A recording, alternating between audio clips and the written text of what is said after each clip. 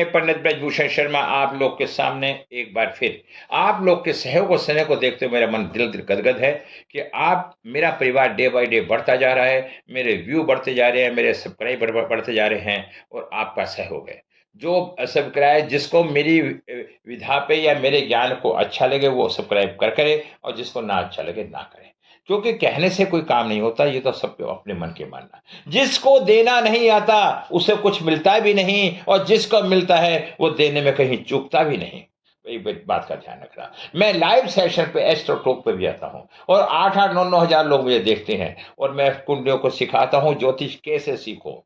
दोस्तों, फिर आज मैं जो बताने जा रहा हूँ, 8वां नवरात्र माँ गौरी। टॉपिक में माँ पार्वती का नाम गौरी कैसे पड़ा। माँ, अब मैं इस वीडियो के बारे में विस्तार से वर्णन करना हूँ। यदि किसी व्यक्ति को अपनी कुंडली दिखानी हो या एजुकेशन का ज्ञान लेना हो या न्यूमरोलॉजी सीखनी हो या वैदिक सीखनी हो, ठीक है, उसके लिए आप मुझसे संपर्क कर सकते हैं और एक बार आप आएंगे और हमेशा पूर्ण ज्ञान प्राप्त करेंगे। आप जब तक ज्ञान को सीख नहीं लेंगे, मैं जब तक आपको अपनी क्लास में रखूंगा। उसके बाद यदि किसी को कंसल्टेंसी करवानी है तब भी आप मेरे से कॉन्टैक्ट कर सकते हैं। और मेरा कॉन्टैक्ट, मैं कुंडली को 6 तरीके से देख के बताता हूँ और मेरा शुल्क मात्र 2100 है। कुछ लोग कहते हैं पंडित जी पहले तो आपने 1100 बताया था। हाँ, मैं 1100 भी लेता था। वो बातें आज से 3 साल पुरानी हैं। इस बात को ध्यान रखिए, यूजलेस फोन करने का कष्ट ना करें। अगर आपका मन है तो आप व्हाट्सएप पर जाइए, व्हाट्सएप पे अपना डिटेल डालिए, एक एक पीटीएम या गूगल करिए और उसकी स्क्रीनशॉट डालिए। मेरा मेरा एक काम है कि आपको पूर्ण रूप से संतुष्ट करना। आपका नाम भी ठीक करूंगा, आपका मोबाइल नंबर भी ठीक करूंगा, आपको वैदिक से भी देखूंगा, आपको न्यूमरोलॉजी से भी देखूंगा, आपकी वास्तु भी देखूंगा। अब मैं आप बताना चाहता हूँ कि माँ पार्वती का नाम गौरी कैसे पड़ा।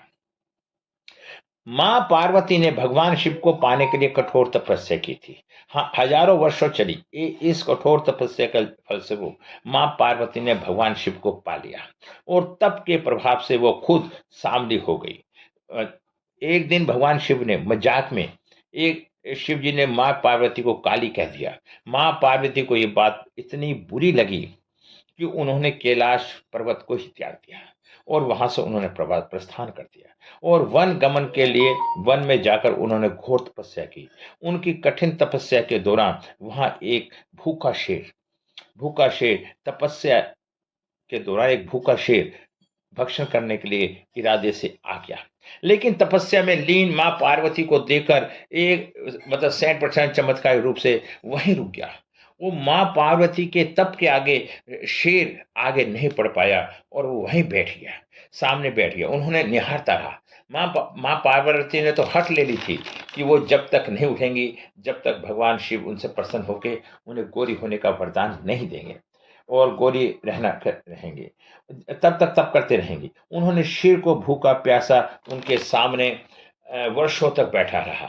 उसके पीछे भी एक भगवान की एक चाल थी या प्रयोजन था जिससे कि उनकी तपस्या भंग हो। लेकिन वो भयभीत नहीं और डरी नहीं और वहां बैठ और तपस्या करती रही और भगवान शिव प्रकट हुए और उन्होंने माँ पार्वती को गौरी होने का वरदान दिया और उस दिन से गौरी माता के नाम से जाने लगे। फिर वही जो शेर उनके भक्षण के लिए आया था वो वही तपस्या में वह लीन हो गया और उसने वही माँ पार्वती की सवारी बन गया और उसके बाद माँ पार्वती गौरी के नाम से जाने लगी, गौरी माता के नाम से जानने लगी, पार्वती गौरी बन गई और उनका नाम इसलिए गौरी पड़ गया।